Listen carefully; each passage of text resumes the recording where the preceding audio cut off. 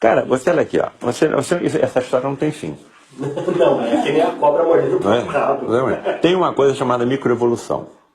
A evolução vai acontecendo de forma microevolutiva. Mas nessa microevolução você tem como estudar, porque a microevolução permite a existência de fósseis. Mas em determinados momentos da evolução das espécies, inclusive a nossa, ocorrem saltos chamados macroevolutivos, em que há uma aceleração das mutações genéticas. Tem uma paleontóloga, Anne d'Ambricourt Malassez, uma das maiores paleontólogas da atualidade. Ela foi diretora do Museu de História Natural de Paris. Ela resolveu estudar a evolução do osso da mandíbula, não é? Do maxilar inferior. É o único osso móvel do nosso crânio. Bom, para ela estudar a evolução fóssil do maxilar inferior, ela tinha que pegar os fósseis dos crânios dos hominídeos, dos pré-humanos, e girar de cabeça para baixo. Quando ela girou esses fósseis de cabeça para baixo, ela percebeu uma alteração que ela não estava procurando. Onde? No esfenoide, que é o osso com a forma de borboleta sobre o qual se assenta o nosso cérebro. É o mais complexo osso do organismo e o primeiro que se desenvolve na vida embrionária. Muito bem. Ela percebeu que o osso esfenoide, ao longo das eras, sofria inclinações. E quando essas inclinações aconteciam, havia um aumento da nossa calota craniana e da nossa massa encefálica, e nós nos tornávamos mais inteligentes. E também mais eretos, caminhando por duas pernas. Isso colocou por abaixo uma teoria chamada teoria das savanas, que nós andamos sobre duas pernas, de tanto nos erguermos pela relva onde habitávamos, em busca da presa que nós precisávamos para a nossa sobrevivência e do predador que vinha na nossa direção. De tanto nós nos erguemos, acabamos andando por duas pernas. Isso caiu. Há 60 milhões de anos, o esfenoide era horizontal, como o esfenoide dos lêmures da ilha de Madagascar. A primeira inclinação que Anne d'Ambricourt Malassez percebeu foi há 40 milhões de anos, e surgiram os símios. A segunda, 20 milhões de anos, e surgiram os grandes macacos. A terceira, há 6 milhões de anos, e surgiu o Australopiteco, que deu origem ao gênero Homo.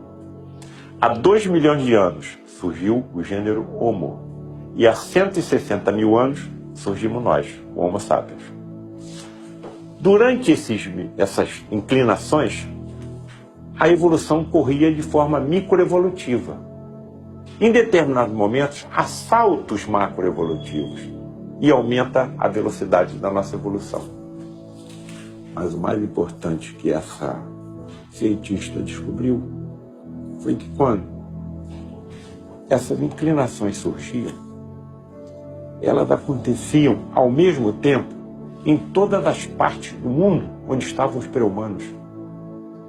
Na Ásia, na África, na Austrália, nas Oceanias, talvez nas Américas. Como é possível uma mutação acontecer ao mesmo tempo em indivíduos separados por distâncias continentais? Ou isso não é mutação? Isso está dentro de um planejamento inteligente, que está nos acompanhando há 3 bilhões e 500 milhões de anos, que é o tempo da existência da vida no planeta Terra. Você está entendendo? Quando você começa a ter consciência de tudo isso, e você começa a ter consciência também da espiritualidade que nos rodeia, do que somos, de onde viemos, para onde estamos indo, então não existe acaso. E ainda vou mais. Estudos feitos por cirurgiões maxilobucofaciais estão percebendo alterações de arcadas dentárias de crianças americanas e japonesas que estão prenunciando uma nova inclinação. Isso está de acordo com o quê?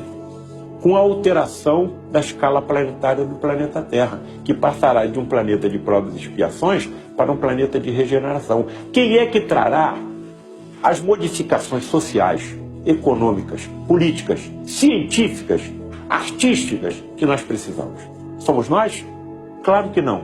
Espíritos muito mais evoluídos que nós, que necessitarão de corpos físicos mais resistentes à doença do que nós. A própria ciência está dizendo que a nossa evolução não parou. O nosso ADN, para constituir um corpo igual ao nosso, só utiliza 2,5% do seu comprimento. Então, para que os outros 98,5%? A ciência está dizendo que, à medida que nós fomos evoluindo, trechos maiores do ADN serão utilizados na confecção de corpos humanos mais perfeitos. Então, o homem do futuro será mais resistente às doenças alérgicas, às doenças infecto-contagiosas, a doenças como câncer, porque o seu sistema imunológico será aperfeiçoado. Isso está absolutamente de acordo com os ensinamentos que os nossos amigos do plano espiritual estão dizendo. Vai haver uma mudança, o planeta vai subir, e outros espíritos chegaram até aqui trazendo as modificações que vocês precisam.